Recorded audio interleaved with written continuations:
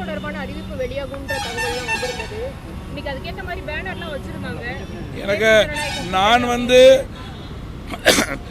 கூட்டணி கட்சி தலைவர் என்ற முறையிலே மரியாதை நிமித்தமான சந்திப்பு. தேர்தல் களம் இன்னும் ஒரு வருடம் இருக்கிறது.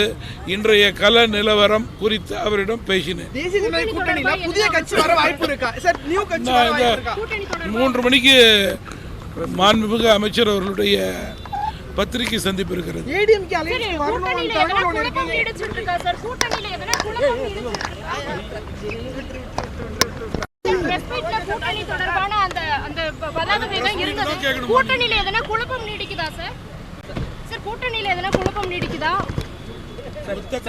கட்சிகள் ஒன்று சேரும். தமிழகத்திலே அடுத்த சட்டமன்ற தேர்தலிலே தேசிய ஜனநாயக கூட்டணி அமையும் என்பதில் மாற்று கருத்து கிடையாது. அதிமுக தலைமையில் அமையுமா சார்? அதிமுக தலைமையில் அமையுமா சார்? ஏடிஎம்கே அண்டியலிங்ஸ் வர வாய்ப்பு இருக்கா சார்?